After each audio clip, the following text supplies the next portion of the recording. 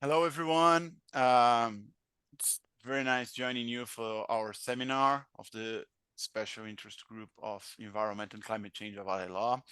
I'm Rafael Feldman. I'm the partner of Cassione Advogados in Brazil.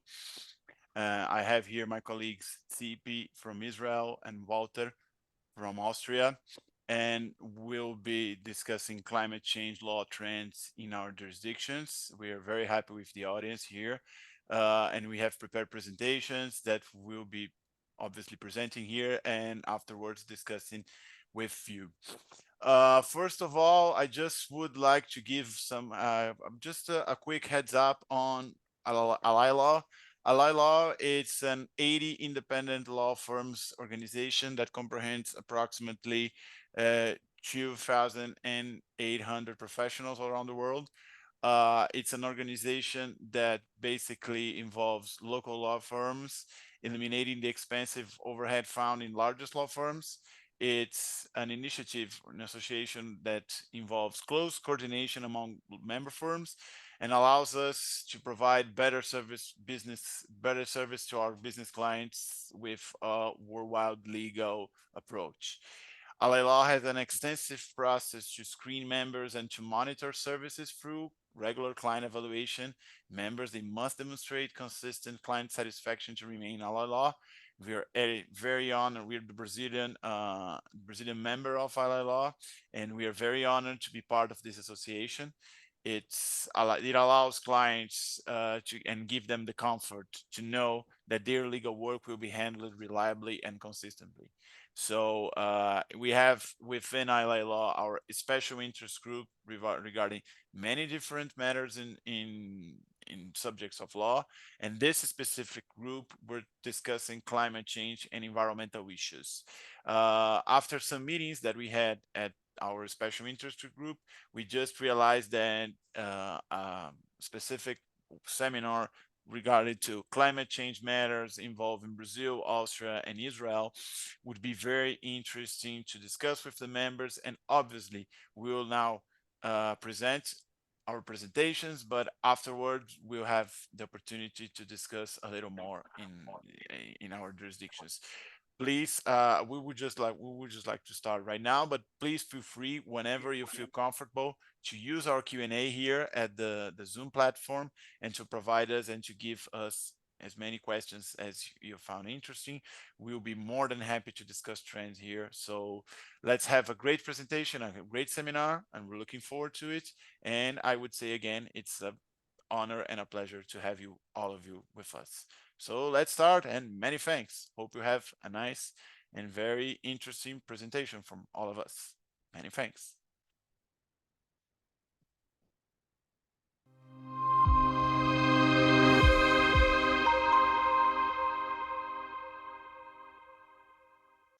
Good. Hello, good afternoon, or good morning, good evening. This is Walter Bajons speaking from Giebel Ziem Attorneys. We are based in Vienna, in Austria.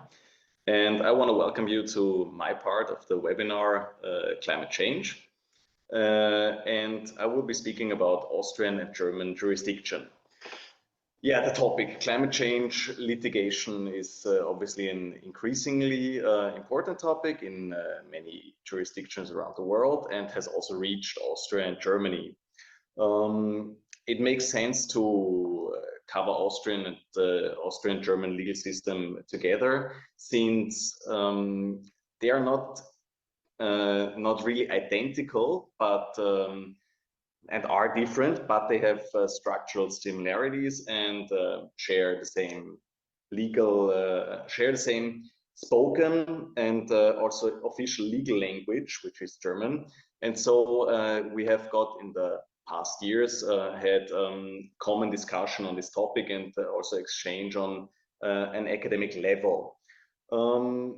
So if we speak about climate change litigation in German and Austrian system, we speak about, or we have to distinguish, or we speak about legal remedies against climate change. And there I would draw a distinction between two types of legal remedies. which is on the one hand vertical climate change actions, which are climate change actions that are directed against the state and whose goal, or which have the goal in common, that they want to reach stricter measures that shall be adopted by the state, meaning on the one hand legislation, stricter legislation on climate change, or administrative action to restrict pollution and polluting activities. If we look at horizontal climate change action, on the other hand, we have got any legal remedy that is directed by private individuals against private corporations. And the goal there is that it's foremost a claim for damages or a claim for an injunction that shall prevent any private corporation from emitting more greenhouse gases. The distinction between these two climate change litigation types is common to the Austrian and the German discussion in academia, because we have got, and this is a similarity that the legal systems share, different courts assessing these different kind of questions, whereas the first, namely the vertical climate change litigation, is assessed in constitutional courts, since it is directed against the state and aiming at the state's obligation to take care, duty cares.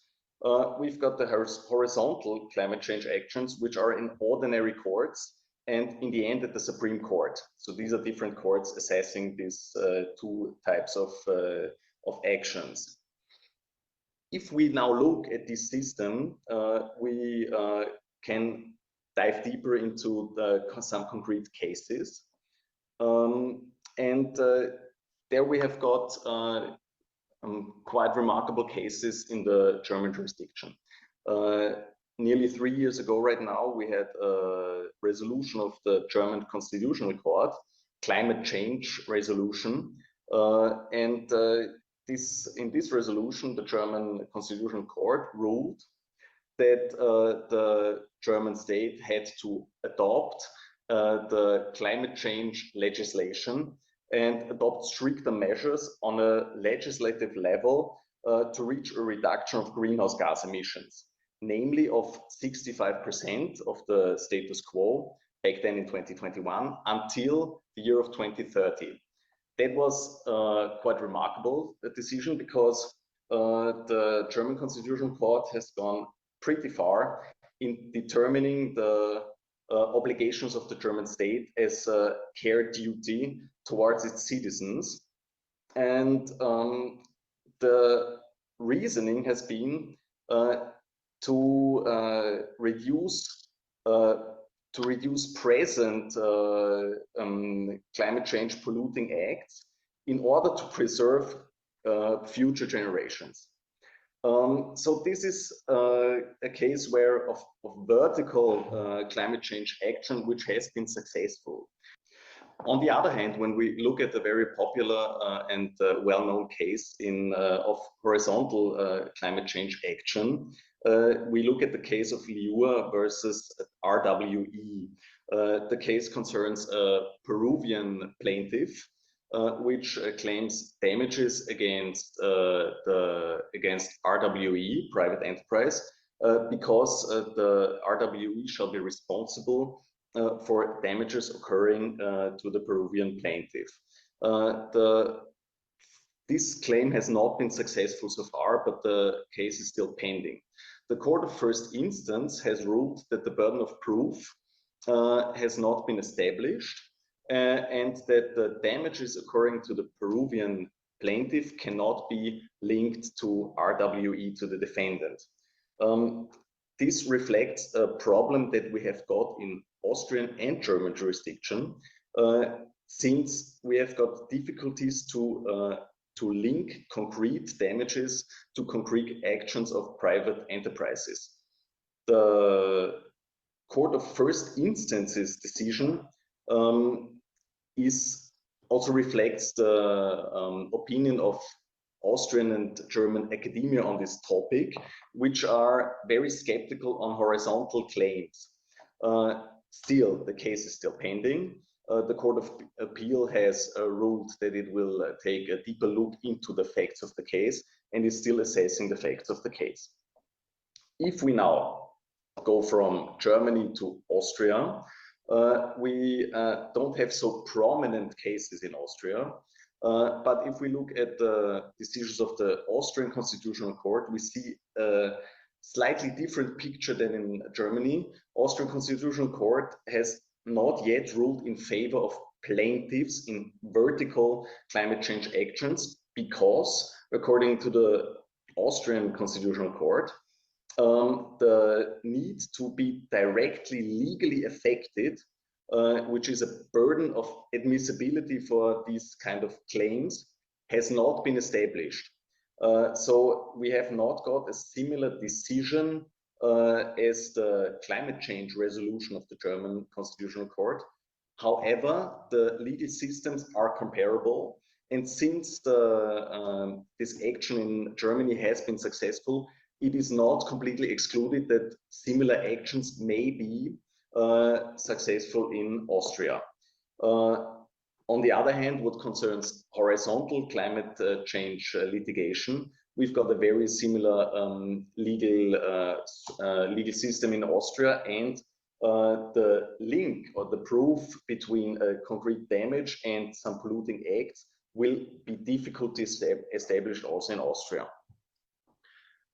Watching at this, we may state that in Germany and Austria, climate change litigation is handled pretty restrictively by the courts. Still, what we have to take into account is that we do not only have these two types, namely vertical and horizontal climate change litigation only, but what we have also got is kind of a third category, namely that in public and administrative approval and authorization of any kind of projects, climate change plays a constantly bigger role, which we have seen in a decision of the Austrian Administrative High Court, ruling against the expansion and extension of the Vienna airport in which is a recent decision. So to sum it up, we have got in German and Austrian jurisdiction, we have got several problems, especially concerning the burden of proof when it comes to horizontal climate change litigation of one individual against another private enterprise. But we have got on what concerns the action against the state, a pretty remarkable decision of the German Constitutional Court that will have its follow-ups, and the assessment does not necessarily stop there, because climate change also in other cases is a determining factor for the courts in Austria and in Germany.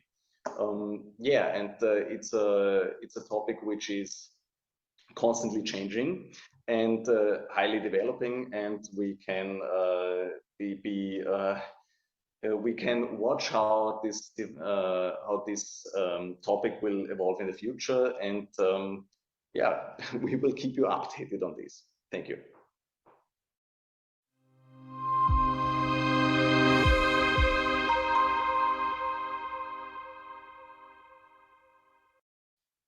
Hi, everyone.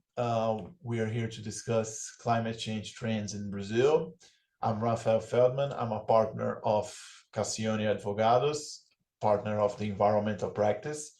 And I'm very happy to share our thoughts and some comments related to our jurisdiction in Brazil. So very excited to talk about this matter. And also, I would like to say that having you here is very and highly appreciated.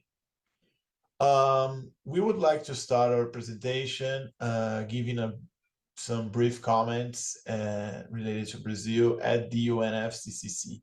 UNFCCC, as we know, is the United Nations Framework for the Climate Change Convention. Basically, is the most important climate change treaty in the world. And obviously, it's not just a treaty in itself, but it's a system or a framework that includes many different agreements and treaties.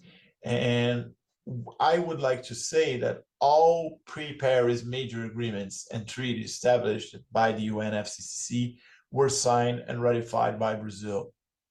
Examples: the Rio Convention, one of the most important treaties related not only to climate change but to the environment, was signed in Brazil. Basically, the conference was held in Rio in the year of 1992, when the concept of sustainable development was actually and effectively discussed.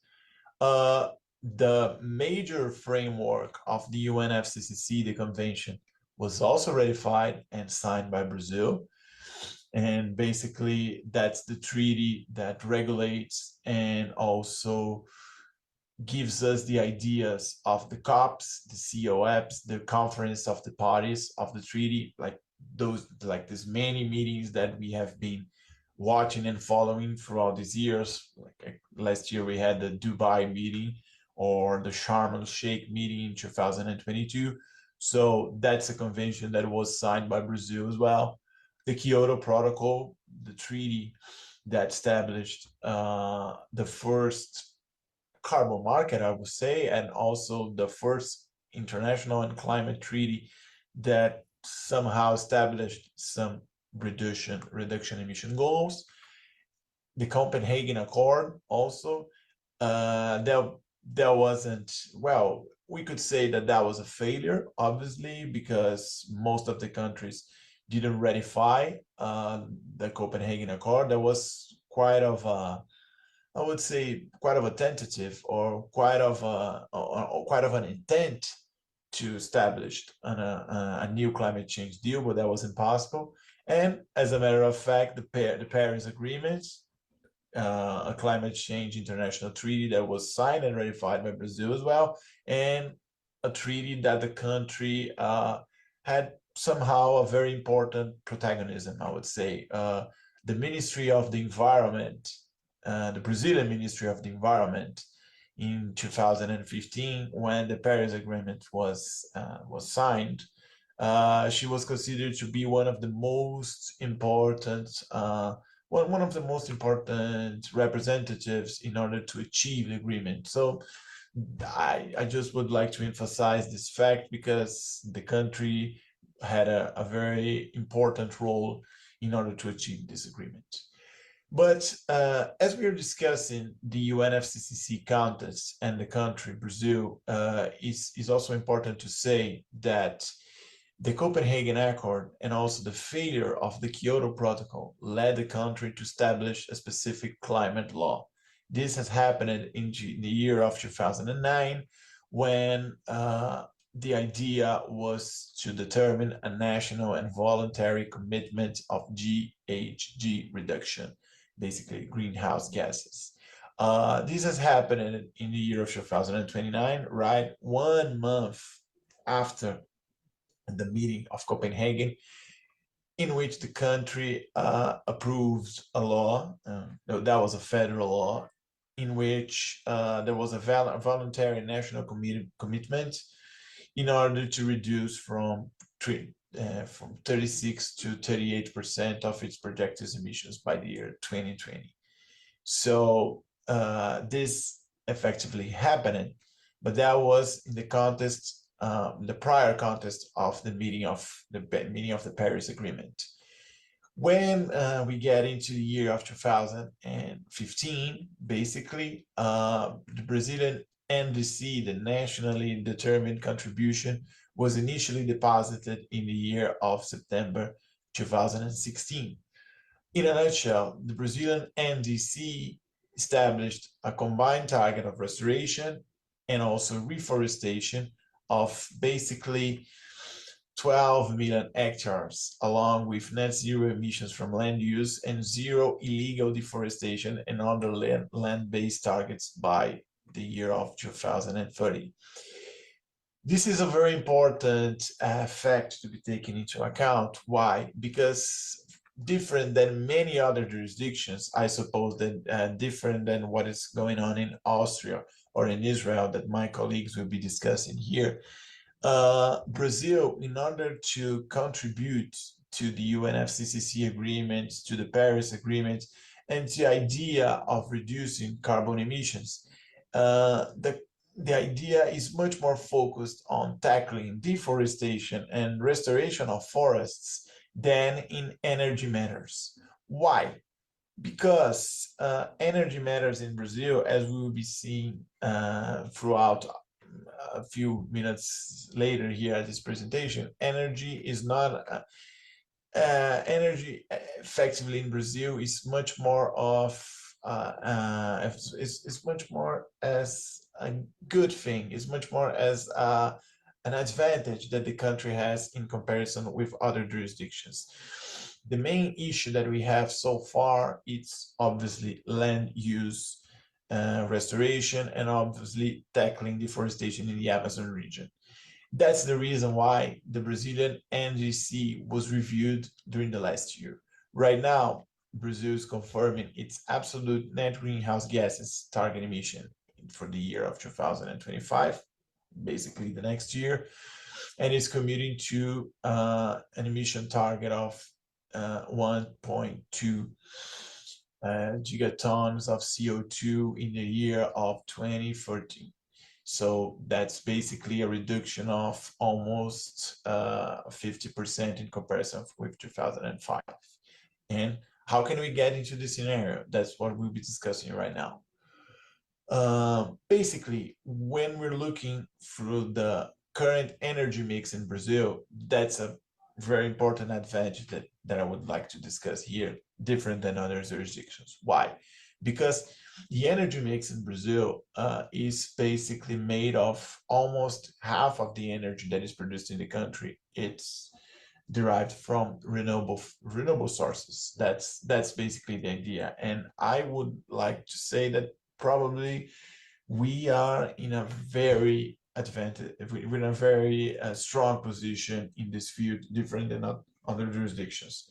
The non-renewable source in Brazil is close to half. So this is a specific balance that was published during the year of 2022. So I have some reasons to believe that right now we are in an even better position.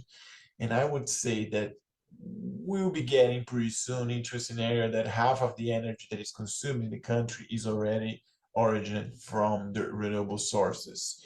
So basically, we have like strong and vibrant companies here that are investing in wind power and solar, so sugarcane biomass as well, and hydropower. Basically, the energy mix it's quite balanced so far. Obviously, the oil production here is also and we are getting into a point that is still relevant. And I would say that Brazil right now is situated between one of the 10 biggest oil exporters in the world. It's so basically it is still a very important and vibrant source, I would say, but it's a quite balanced situation, as I was mentioning a few minutes ago. When we're talking about electricity, not energy, but only electricity, then the situation is even better. We have reasons and data to attest that approximately 90% of all the electricity that is generated in the country is originated within renewable sources, solar, hydropower, wind, and biomass as well. So is this, when we take this into comparison with other countries in the world, and this slide is very important to identify the situation, we can see that the energy mix in Brazil, the electricity mix, I'm sorry, it's even, but it's way beyond other countries. The world in 2020 was consuming only 26% of electricity from renewable sources, and the ODCE countries 40%, and we're at 92. So if we're talking about an energy mix that is half and half renewables and non-renewables, and an electricity mix that it's very green, I would say, what can the country do to tackle climate change? So, in addition to what I've been discussing here, it is important to mention that 1.3% of all CO2 emissions from combustible fuels in the world are generated in Brazil, I would say. And also, we would it's important to take into account that 2.5% of the global GDP of the world is situated in Brazil. So basically, if we take into account a comparison between global emissions and the global GDP, we are in a we're a very good situation. We're very well positioned in that. So as energy is not an issue, why Brazil is situated in this specific comparison as one of the biggest emitters in the world, I would say, if we're looking through an energy mix that is very green, very renewable, and an electricity mix that is reaching almost or close to 90% of all the electricity generated in the country, why we're getting through this situation. And basically, the answer is land use. Brazil has a very strong and strict forestry code. This forestry code is protecting environmentally sensitive areas. The idea is to get compliance with the integrity of the climate systems. We have protection for rural properties, but the main challenge that we have so far is to cut the Amazon deforestation and to restore more than 20 million hectares. That's the biggest challenge that the country has throughout the next years and decades. It's to cut deforestation in the Amazon and to restore 12 million hectares in order to tackle climate change. Right now, at the country, we have no specific targets or goals for climate change, and specifically for private players. This means that companies, rural landowners, and industries are obligated to observe legal rules, but with no strict goals. So how can this be addressed by climate litigation? This is a climate litigation platform that we have in the country, and fortunately, universities and academic scholars, they have been tracking climate change lawsuits and climate change litigation in the country. So I just would like to give a glimpse on that. And basically, what we have so far in terms of climate litigation in the country, we have 80 tracked lawsuits. 90% of these lawsuits were filed since 2018, so that's very recent. Most of them are based on principles or reforestation. And the idea is to discuss right now some court precedents. For example, this lawsuit was filed in last December by local NGOs and indigenous leaderships against public authorities. The idea was to block and annul new oil and gas bids within the Amazon region. This was maintained and no injunction order was issued, for example. Other court precedents that we can discuss here right now is the Climate Brazilian Observatory filed a lawsuit to challenge the new proposal of the NDC in Brazil. That they argued that the new NDC consisted into a throwback of the national climate policy. This was admitted, but merits were not discussed or analyzed. Why? Because the country decided to dismiss its NDC in 2021 and to promote a new NDC during the last year, which seems to be even more rigorous. Other interesting court precedent to discuss through here is the fact that a local NGO presented a lawsuit against the biggest Brazilian development bank and its private equity fund. And at that specific lawsuit, the main claim was to oblige all invested companies by the bank or fund to disclose actions and policies toward climate change and decarbonization. The injunction plea was refused, but the lawsuit is still in progress.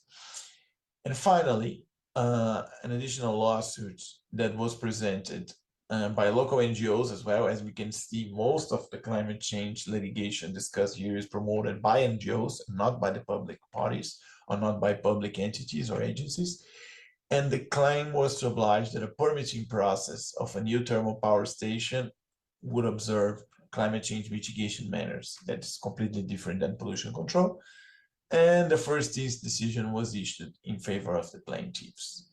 I know that to discuss court precedents in this specific trend and specific agenda that we are here right now, it's a little it could be a little time consuming, but I just would like to add that so far climate change litigation is very complex, and as we have no standards or goals to be achieved or observed by private parties in the country, only the Brazilian state has to comply with climate change and has to assure that that countries and that companies are following and observing the law. We don't have a big trend of climate litigation. We don't have a big trend of many cases or many court precedents so far. We see that NGOs are organizing themselves to present lawsuits, but I would say that these kinds of lawsuits, they would have to have more narrow requirements. I would say narrow pleas. I would say at this moment, some of the pleas are too broad. So that's the reason why our courts are not giving injunctions or decisions in favor of the plaintiffs that are claiming for climate change matters. And so obviously we can be discussing this at our Q&A, but that's how we are still facing and that's how we're still absorbing climate change litigation in Brazil. Here, just throughout the end of our presentation, just a glimpse on the voluntary carbon market in the country. So far, 7% of our emissions are traded here. So far 7% of the credits are traded here, but we have like a big role of opportunities involving clean energy mix, Amazon and deforestation. We have a potential to address 80 million jobs and $120 billion revenue into the year of 2030. That's how voluntary markets are evolving in Brazil, and basically the sector has faced a significant increase in terms of emissions, tradings, and allowances during the last years. We are very well positioned in this situation. I would say that we are just behind Brazil, India, and China in terms of emissions that are traded. Basically, we are in probably one of the five countries in the world that are like trading carbon credits with more intensity. And we have a regulated carbon market bill that we expect to be approved until August or September of this year. That has maybe a little less, I'm saying June here. So I would say that we have the idea of creating an emission trading scheme that will have like the purchase of sales and of emissions and imposition of targets into certain sectors. We have many challenges to observe and to overcome in this specific trend, but I would say that it is really important to have a regulated carbon market so far, initiative that we don't have here at this moment. Many thanks for the opportunity to discuss this matter with you, and I'll be at your full disposal to follow the discussion here and to give my opinion and our remarks in other matters. And I would like to appreciate also the invitation from Ally Law and also the attendance of all of you and my colleagues from Austria and Israel. It's a big opportunity and a great honor to be here with you. Many thanks.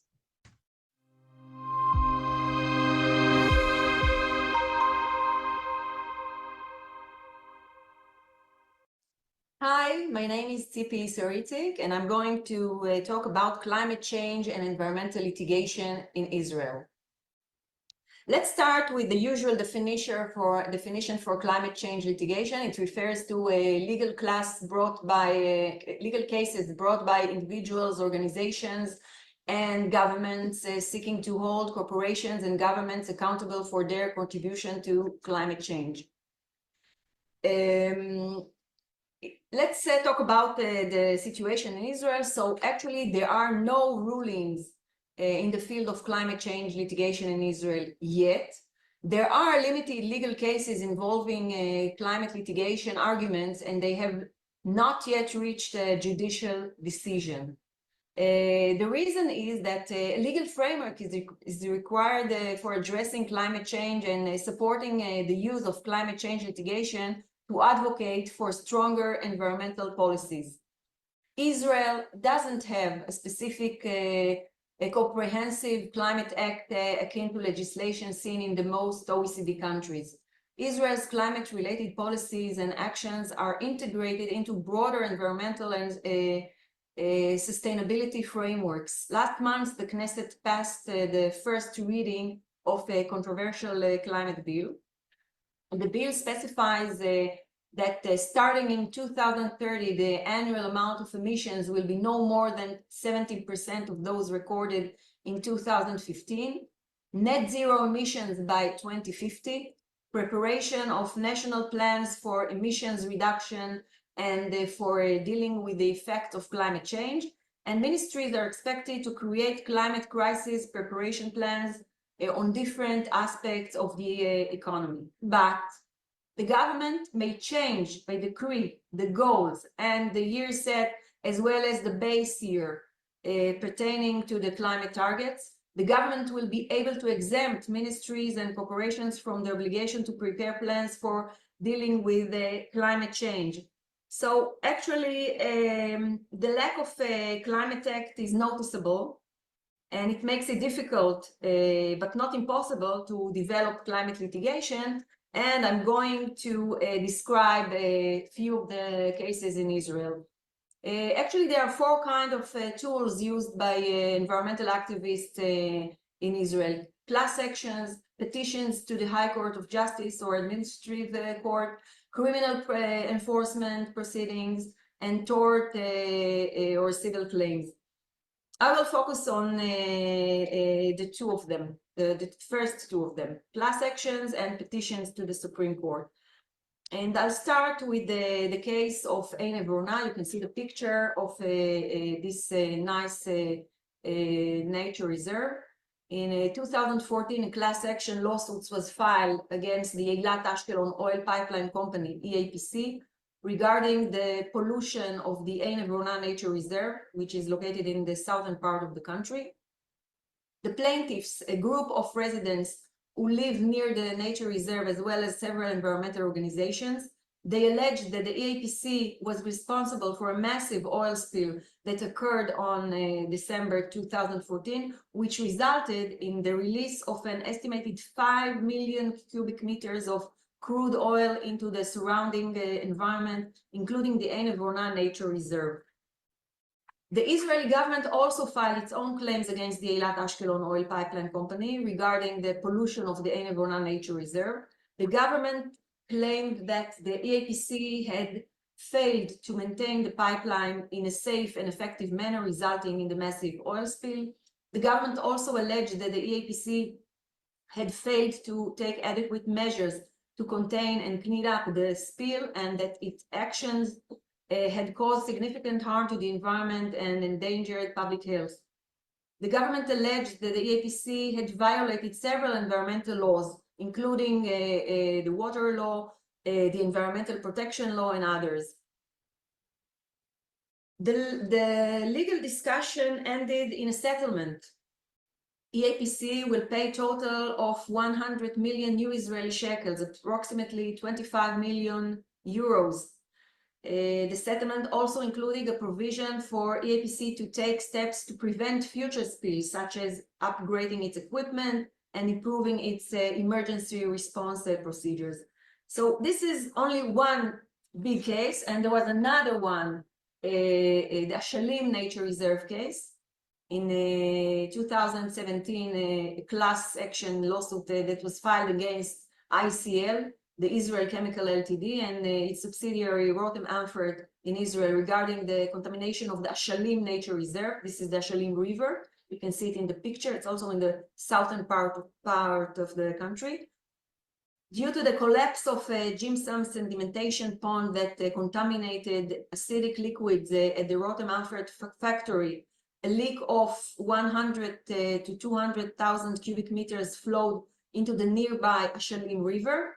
The pollution led to extreme ecological damage, including the killing of many animals and plants in the stream and damage to the availability of food for the animals over the time.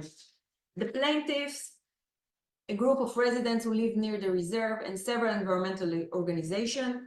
In addition, the Nature and Park Authority, in cooperation and coordination with the Ministry of Environmental Protection, submitted a request for approval of a class action on behalf of all the residents of the State of Israel, based on its position that is acts as a trustee of the public. The claims were that the pollution had caused harm to the local ecosystem, including damage to soil, water, and wildlife, as well as posing health risks to nearby residents. ICL and Rotem Ampherd had been negligent in their handling of hazardous material and had failed to take adequate measures to prevent pollution and protect the environment. This case also ended in a settlement. ICL and Rotem Ampherd agreed to pay a total of 115 million new Israeli shekel, approximately 29 million euros, for the restoration of the river and its surroundings, compensation for ecological damage caused to the general public, and legal expenses. The ICL and Rotem Ampherd will take steps to prevent future pollution and improve their environmental practices, such as investing in new technologies and conducting regular monitoring and reporting. All this without restricting the Ministry of Environmental Protection in filing criminal proceedings, which is something that they have done in this case. So these are two huge class actions that I described. And now I'm going to move to petitions against RedMed and oil transport agreement, and another petition which I'm going to describe. I think we're getting closer to climate change litigation in these cases. The petition was filed in 2021 by 3 environmental organizations against the government, the Europe-Asia Pipeline Company, the Eilat and Ashkelon municipalities, and other state bodies. A disclosure, I represented the Ashkelon municipality in this case. It relates to a memorandum of understanding signed in October 2021 by EAPC with RedMed Landbridge, a joint Israel-United Arab Emirates venture. The MOU agreed upon a month after Israel and Abu Dhabi signed a normalization deal. It provides for the EAPC to transfer oil and oil-related products from its Red Sea terminal in Eilat to its terminal in Ashkelon on the southern Mediterranean coast via a land-based pipeline that connects the two. The deal has been opposed by the Israeli Nature and Parks Authority, the Environmental Protection Ministry, and the environmental organization, given EAPC poor environmental record and numerous past leaks. One of them I've mentioned before. The petitioners have also drawn attention to the dangers that the oil spill at the EAPC port in Ashkelon could pose for the country's desalination facilities, Israel's main source of drinking water, as well as the risks of carcinogenics, pollutants being released into the air during the loading and unloading of crude oil. The petition maintained that MOU was signed without any proper procedure taking place, despite its potential to harm the national interest and to limit the government's activity in areas such as the international commitments to reduce carbon emissions and its bilateral agreement with the UAE to work together to improve the environment.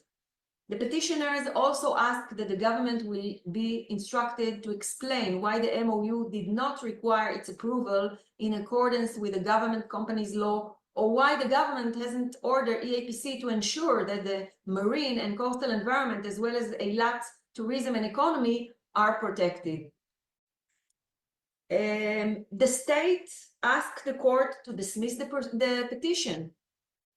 The government doesn't consider it appropriate to cancel the agreement signed by the government-owned EAPC with Red Med, since it doesn't restrict the government's activities and therefore is not contrary to the government company's law. EAPC is fully able to implement the agreement through the zero additional risks policy, which was established. The APC doesn't limit the state's ability to act. Despite the signing of the said agreement, the government continues to take an active part in the fight against the climate crisis. Even more so, that was a part of the state's response.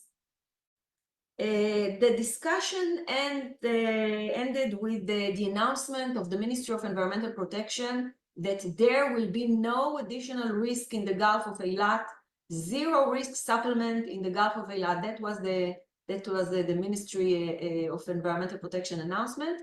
That statement had been backed by the Ministry of Justice and the government. And the outcome of the court hearing was that the environmental organizations withdrew their petition, relying on the Ministry of Environmental Protection announcement. The next two legal proceedings are more closely fit the definition of climate change litigation. The first one is the Green Course petition against the Israeli government. Green Course is an Israeli environmental organization known for its advocacy and activism on various environmental issues, including climate change. The petition is calling for a reduction in greenhouse gas emissions in alignment with the scientific consensus and Israel's international commitments. The petition was based on three main claims. The first one, the Israeli government violates the basic law, human dignity and freedom, which enshrines a person's right to his life, body, and dignity. The second argument is the violation of the state's duty to protect the dignity and freedom of the younger generation and future generation. And the third claim is based on the right to decent environment. According to the petition, in the age of climate crisis, the right to a decent environment must be recognized as a right that stands on its own. Although there is a Supreme Court ruling in Israel that the right for decent environment is not recognized as a constitutional right, but it derives from other constitutional rights. So it's going to be very interesting to see what the court will say in this case. The petition is still pending in the Supreme Court. The case hasn't yet submitted, the state hasn't yet submitted its response to the petition. And the second petition, also I refer to it as a climate change litigation. It's a petition to stop natural gas exploration in the Mediterranean Sea. The Society for Protection of Nature in Israel, SPNI, filed a petition to the High Court of Justice to order a permanent halt to oil and gas exploration deep sea region, despite knowing of sites' great sensitivity. The permit allows the Greek Energy and Oil Corporation to drill in 600 square kilometers deep sea area, most of it covering what for geological reason is called the Palmachim disturbance. It's 30 kilometers west of Tel Aviv. This is the Leviathan oil rigging picture. The SPNI claimed that the tender was published without adequate factual infrastructure, without analyzing the effects of the move on the climate goals, and without examining the economic benefits to the public or examining the expected damage to the environmental values in the sea. While the needs of Israeli economy for natural gas are guaranteed for decades to come from the existing reserves, said the petition, the state seeks to worsen the climate crisis and the damage to marine nature for gas exports without factual infrastructure and without an in-depth public discussion. So the petition is still pending in the Supreme Court, and the hearing is going to be in the coming months. It will be very interesting to see the ruling. So I want to conclude, climate litigation in Israel is growing alongside the increase in the scope of huge class action lawsuits on environmental protection issues. Some of these lawsuits raise arguments from the field of climate litigation. However, the main development evident at this stage in the areas of administrative law, and the accepted assumption is that the next stage of development will be in climate lawsuits against corporations. Thank you.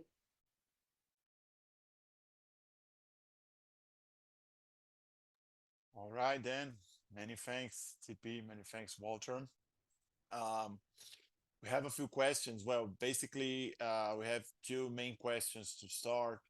Uh, I mean, congratulations for the presentations. It was great to hear from you. Just some quick questions on the climate change framework for your jurisdictions. And then afterwards, I suppose we can go through other questions that participants here presented.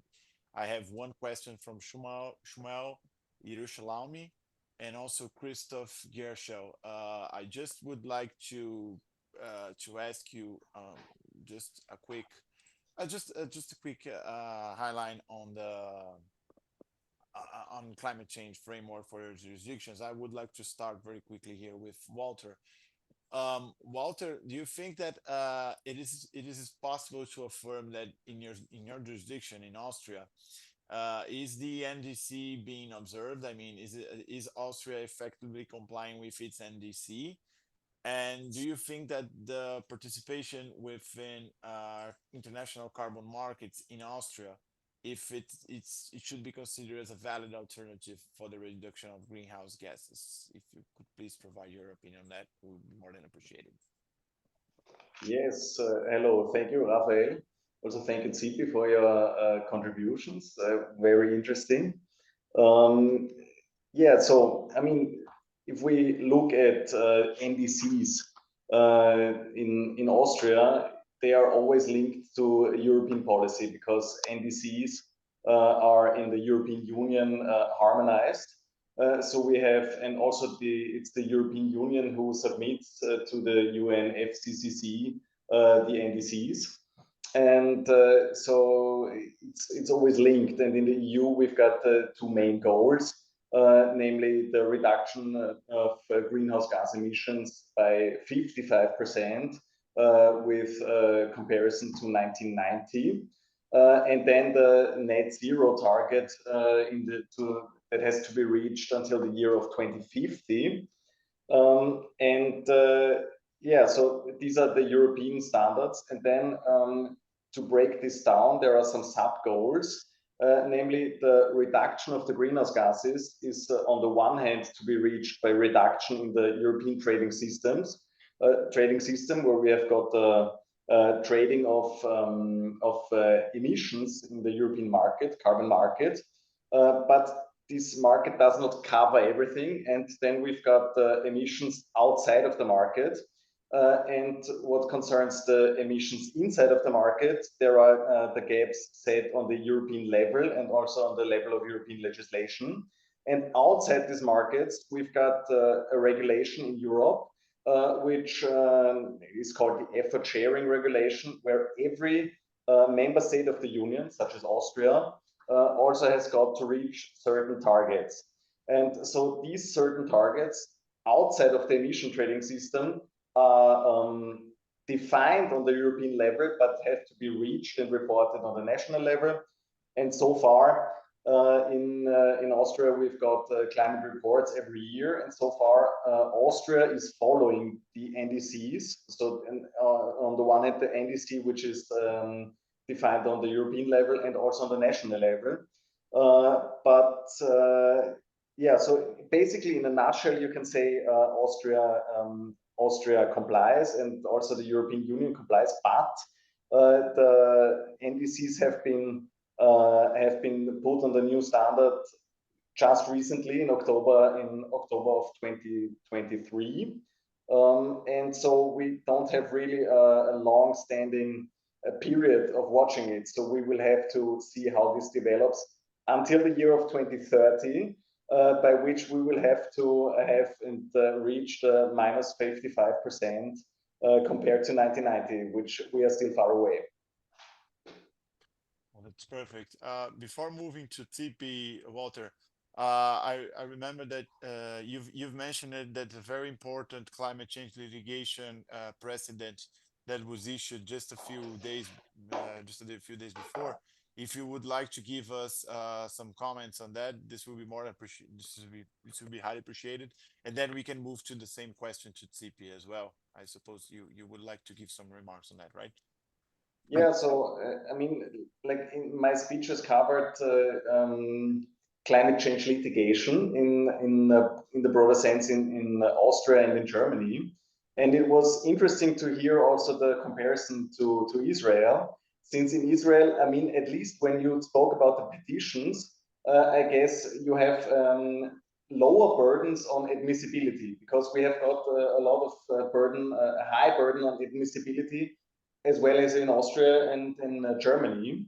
And at least in Israel, it seems to be that the High Court accepts claims more likely than in Austria and in Germany. But we have had a very recent and interesting case in the European Court of Human Rights pending, which was a Swiss case. So we had, and the Swiss legal system here is comparable to Austria and to Germany in that for climate change litigation against the state. There is a pretty high burden of admissibility, which concerns the prerequisite to be directly legally effective. And so we had an association of all the ladies in Switzerland. They called themselves the Klimaseniorinnen, elderly ladies for climate. And their case has not been heard in Switzerland throughout all the instances. And then they appealed to the European Court of Human Rights, which is to assess the state's violation or compliance with the European Convention on Human Rights. And so we have had an assessment of the legal system in Switzerland, but this can also give us some links and hints for Austria and Germany by the European Court of Human Rights. And what basically the European Court of Human Rights said that was that the Swiss government and the Swiss state in this case was in violation of the European Convention on Human Rights for two reasons. The first reason was that it was not granting the plaintiffs due access to courts. But still, the European Court of Human Rights does not say that any climate change litigation does have to be necessarily admissible. But in the case at hand, the courts in Switzerland did not assess with due reasoning whether or not the claim is admissible. And this is pretty interesting because since now we have got a ruling by the European Court of Human Rights on a question of admissibility and access to court, where the court at least says that if you deny admissibility for such a case, you have to give due reasoning, which the Swiss courts did not give. We can assume that maybe admissibility may be now seen also in Austria and also in Germany a little bit broader, which especially is interesting for Austria, since the courts are very reluctant to rule on these cases. And the second point that the European Court of Human Rights assessed was a violation of Article 8, basically, and also Articles 2, right of for life and right for privacy. In that, and also there, the European Court of Human Rights is not overstepping any boundaries. So they pretty much say the member states of the convention, of the Human Rights Convention in Europe, so Switzerland in this case, have got a broad margin of appreciation. So they can adopt measures which they deem suitable. But however, the Swiss government, the Swiss state in this case, overstepped the margin of appreciation in that they did not set a quantity and a clear quantification of carbon dioxide emissions. So this is pretty remarkable, because at least you can say still the states have a pretty big margin of appreciation as to how they reach their NDCs and as to what they define as to what they define as their NDCs. But the lack of any provisions and the lack of any quantifiable and also correctable measures is a breach of the Human Rights Convention. So this is pretty interesting, and I think it's this is going to have some aftermath in the jurisdictions not only of Switzerland but also of Austria and Germany. So yeah, this is a pretty interesting development. Thanks, Walter. That's pretty interesting and very good to hear from you in this case. I would like to move to Tsipi to the questions regarding the NDC and carbon markets. And I would like to say as well that we still have almost 30 minutes until the end of the seminar, the webinar, and we have 4 questions here. So I think that we'll be able to cover all of them. We have 1 question from Shmuel, 2 questions from Christoph, and also a final question from Barak Danieli. Tsipi, I just would like to make the same question to you, and then we can start on the questions from the attendees here. I would say that's just a glimpse on how your jurisdiction, Israel, is complying with its NDCs, and if carbon markets could be considered as a valid alternative for Israel. Just that, and then we can move on for the questions. Thank you, Rafael, and thank you, Walter, for your enlightening contributions to this webinar, and thank you for Elilo for hosting this webinar. And regarding the question that you asked, Rafael, so the world is lagging in reaching its climate goals, you know, and Israel is lagging either, unfortunately. I can refer to the OECD International Performance Review of Israel that said that Israel has raised its climate ambitions with national and sectorial GHG emissions reduction targets. However, it is not on track to reach its targets. So talking about NDC, this is the situation. I can say that the Israel delegation to COP28 that came back declared that there are 6 important steps that Israel will now have to take in order to be in line with the decisions adopted in the COP28. They talked about update the NDC and actually cut emissions and adapt to climate impacts. They talked about a new plan that must be submitted to the United Nations by 2025. Such a plan will require the work of multiple ministries of all sectors. They talked about prepare a strategic plan to become net zero by the middle of the century. So lots of things that should be done, but for now, actually, we're not on the track, as I mentioned before.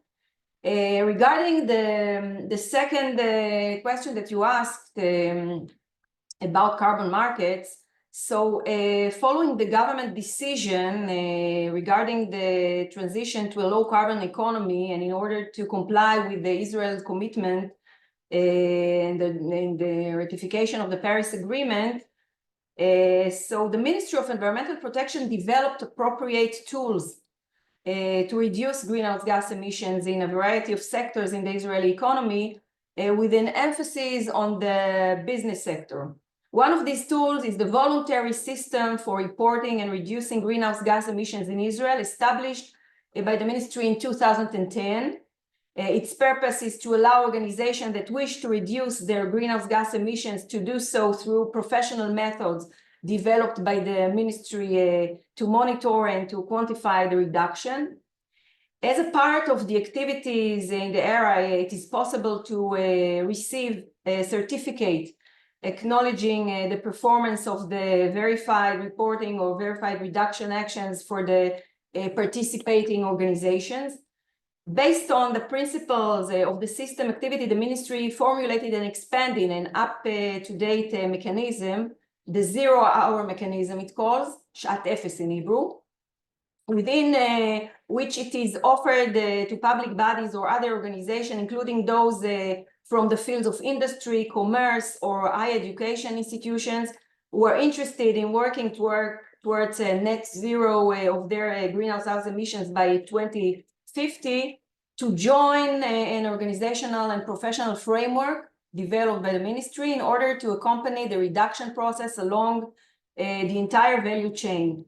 It is similar to other mechanisms in the world that are used by leading international organizations and businesses. And as a part of that mechanism, it is possible to offset emissions through carbon offset certificates.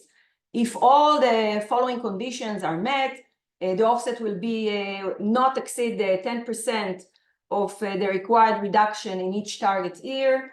The certificates were issued through one of the following mechanisms: VERA, Gold Standard, Clean Developing Mechanism, CDM, American Carbon Registry, Plain Vino, Pure Earth, and the request for a recognition of additional mechanism can be submitted to the Ministry of Environmental Protection in Israel, and the ministry will consider adding them. So the certificates are issued against reducing emissions from projects carry out in Israel, and as I mentioned, it's a possibility, but you know, it's something that is not by law. It's by the goodwill of organization, and that's the how it's happening in Israel, and it's happening. Okay. So these are the...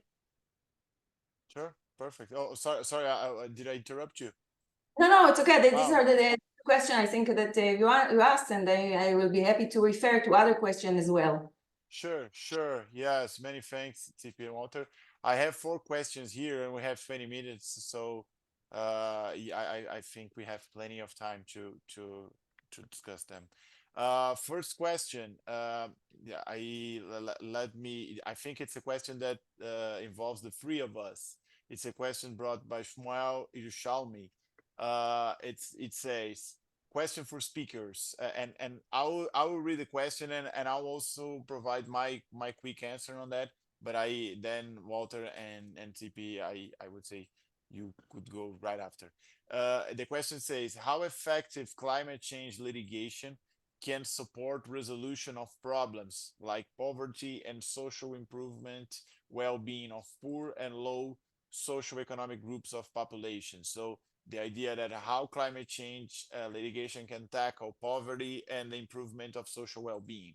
I can say that in Brazil, this matter is completely linked. I can say that here in Brazil, especially, well, we are a very unequal country, a country that is still is a developing country, but I can say that the biggest the major number of victims of climate change here in Brazil are poor people and poor communities, especially when we're talking about housing situations. As climate change is evolving, we can see that the matter of massive rain in the country and housing matters is devastating. So I would say that tackling climate change matters here. For example, not only mitigation matters, but adaptation by means of climate change is a matter to improve social well-being as well. For example, we can see a trend that might come in the future related to climate change, because as the climate is changing, obviously biggest cities here in the country will have to adapt, because obviously adaptation is also an important trend. We cannot solve all the problems with mitigation measures. So I can see that adaptation, especially lawsuits related to the build of infrastructure to be resilient to climate change, it's something that is, I suppose, that will be a trend for the next years. So all of this in a nutshell, I can say that climate change litigation and social well-being improve, and the resolution of poverty, especially here in Brazil, they are like they are working together. And Walter, and I think I would say that you might want to give your comments on that, and then I can move to Tipi, please. And then the other questions that I have, then I'll some of them are individual, the other is for the 3 of us, but I'll be explaining and giving some remarks on that. But please, Walter, if you could provide us with your comments, this is appreciated. Yes, I mean, I guess in Austria the situation on at least sociological level is a bit different than in Brazil. since I mean, climate change affects, I would say, the population equally in Austria, and not the lower classes or the higher classes more or less. And because also, like, the country is much smaller, right? But maybe to give some thoughts on the effectiveness of climate change litigation. I mean, it's hard to say whether climate change litigation really is effective or not, because it faces high burdens, and courts do not really want to rule or interfere with the administrative authorities and with the political authorities, and try to stay on legal grounds and on grounds of reasoning. But there is no denying in that climate change litigation has got an effect, has had an effect in Germany, in that the Constitutional Court stepped in and ruled that measures are not going far enough, and that future generations are affected in their basic and constitutional rights by measures being not strict enough. And now we have got international courts also pointing to the care duty of the states, of the national member states. So you cannot deny that it has got an effect, and also that it creates not only legal effects, but effects in the sense of public relations, of media covering the topic. So it can be effective, and at least it's something that the states and that the political authorities have to take into account, and that they have to answer to. So in the end, it's hard to say whether it's the savior for everything and for all the problems, but it's one piece of the puzzle. Definitely a piece of the puzzle. It won't solve everything, but it must be taken account, Walter. Many thanks. And CP, your remarks on that, please.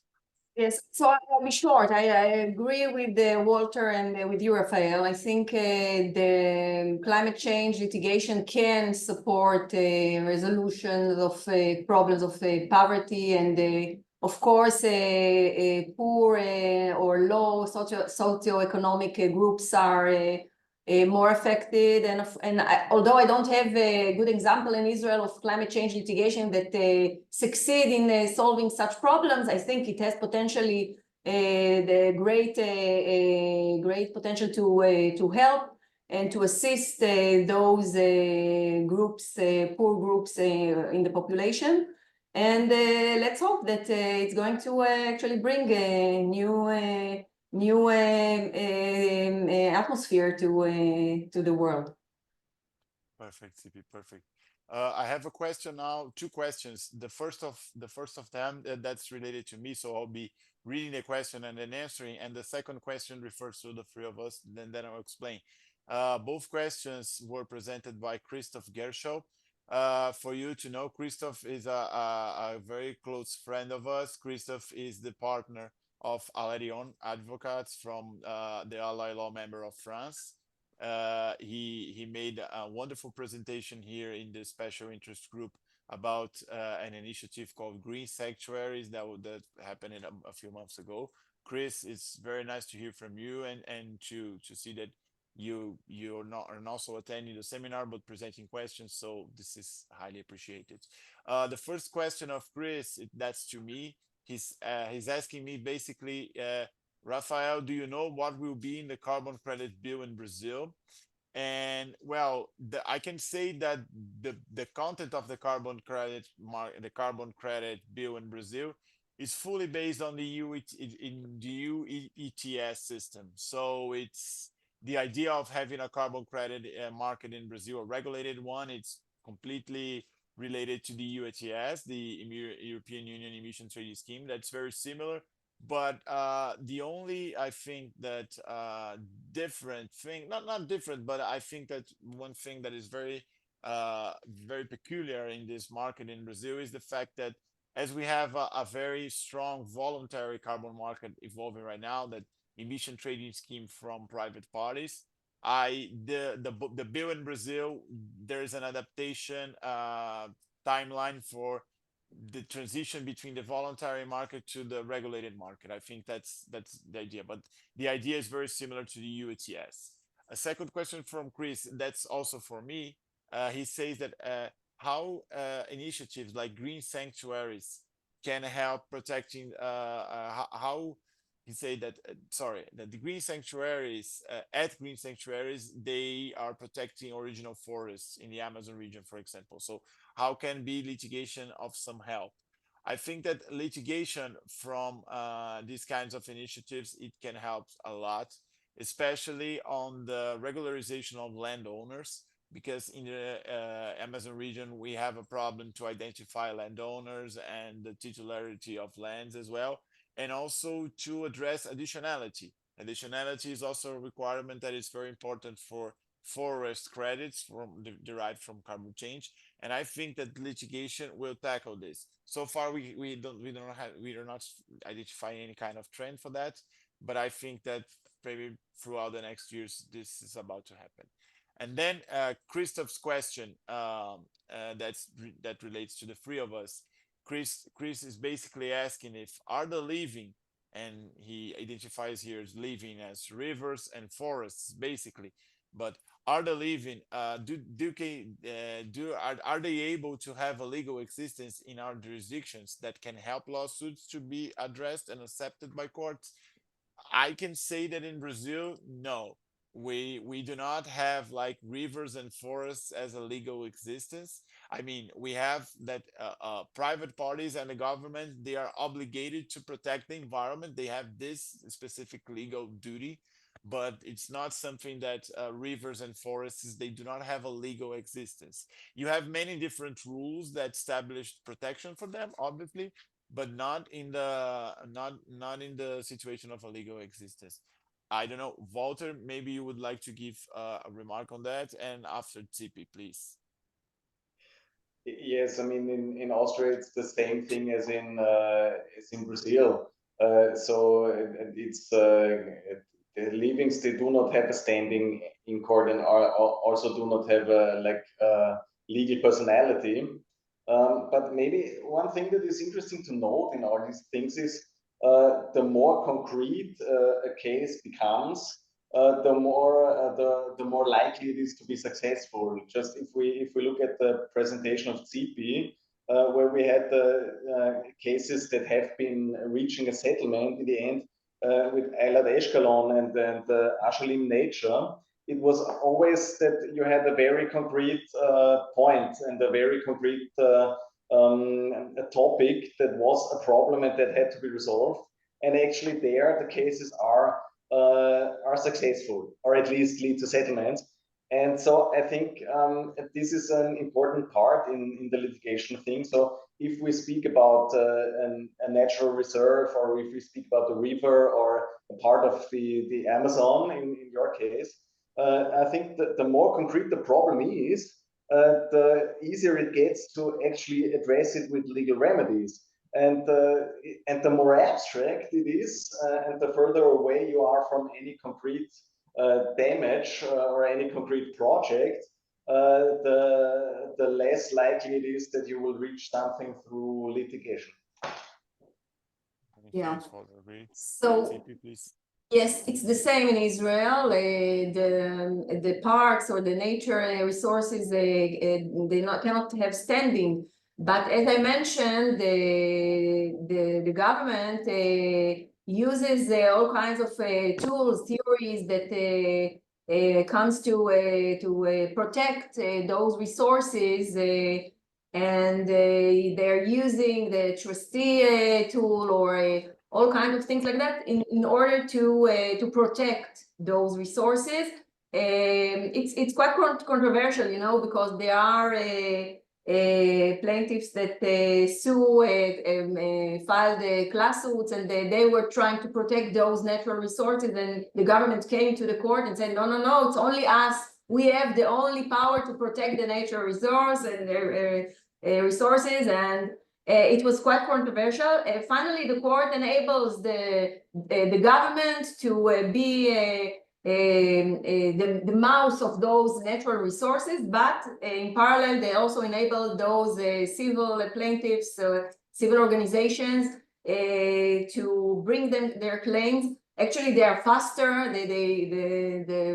The NGOs used to file those class suits more earlier than the government. It is working slowly, and they have to check more things before they're coming to court. So the court enables both plaintiffs, the government and the civil plaintiffs, to represent the damage to the natural resources.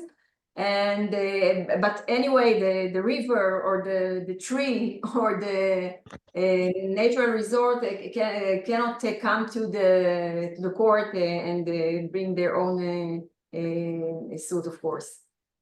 Perfect, CP. Many thanks. CP, we have a question for you right now. I will read the question. It was brought by Barak Danieli. I'll read the question, and that refers to one of the cases that you presented.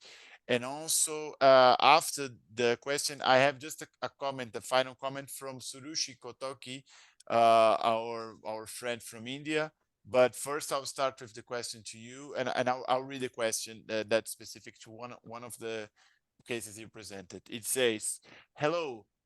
In the matter of this subject, do you also refer to the pollution that is done throughout the oceans in the non-territorial waters on a wide scale between the hours of 2:30 a.m.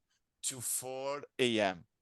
He says that Baraki says that he has researched the subject extensively since 1996, and it's important. He feels that it's important to establish an international system or array to eradicate this specific ugly occurrence. So that's the question brought from Barak. Please. Okay.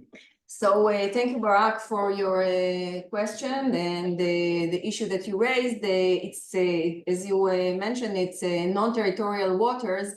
It's a problem to be brought to a national court. It deals with international questions, and therefore those kinds of issues were not part of the cases that I described in my presentation. I don't know if it wasn't raised in those cases, and I don't know if it was raised during the discussion in court. I'm not so sure that the court would refer to such question because, as I mentioned, it's international issues, and the national court was focused only on issues that happens within the territory of the court. Okay, that's perfect. Barak, I don't know if you have CP email as well, but I can, if that's the case, if you feel, I think that we can put you also in contact to discuss this matter with more details if you want. And they have the final comment here. It's not a question. It says it's more just a comment that our Indian colleague Surushi Kotoki here brought, and Surushi says, "It may be interesting for this panel to know that in the last month in India, for the first time, it was recognized the right against adverse impacts of climate change, saying it is intertwined with the right to life and equality that are embedded in the Indian constitution." Basically, what Surushi is saying, that the right to tackle climate change, the right to go against climate change, is intertwined with the rights to life and equality that are embedded in the Indian constitution, and this was recognized by the Supreme Court of India. So that's very interesting to know that it's just another very good example brought from our Indian friend here, and very interesting to know. These are all the questions that we have right now. And we have basically 2 minutes to end the webinar. I just would say that it was great to have you here all around. Maybe Walter, you would like to give some final remarks, and TP as well. And it was, I'm very happy on the results and the discussions that we had here. Walter, you have maybe some seconds, minutes to give your final remarks, and then I can move to TP, and then we're done. Yeah, I mean, also to me it was interesting, and it's always interesting to see that actually there are similar problems arising everywhere, and the approaches are similar. Yes, and in the end, it's a topic that will develop a lot, I think, in the next years, and we will face a lot of challenges, but also a lot of interesting developments we will be witness of. So yeah, happy to have you. Yeah, and TP. Yes, so I think that climate change litigation is it's very important tool, and I'm happy with this discussion because we have to tackle climate change, and because we can see the governments of all over the world that they are tackling as they should have this challenge. I think as lawyers here in this group, I think we have a very important role discussing and developing this climate change litigation tool. I really believe it's going to be very effective as it's more developed. And I will really be happy to meet once again and discuss further developments in this field. So thank you. Thank you. It was great. I reaffirm all of you what you said. I think we'll be more than happy to continue to discuss throughout new seminars. It was great to have you all around. Well, here we are almost on lunchtime in Brazil. I suppose in the evening, maybe in Austria, or maybe in Israel, you're like close to dinner time. So so whatever you are, many thanks for joining the webinar. It was great, and we'll definitely keep in touch, and looking forward to other opportunities. And thanks again to LA Law to organizing all of this. Thank you. Thank you all. Bye bye. Bye bye.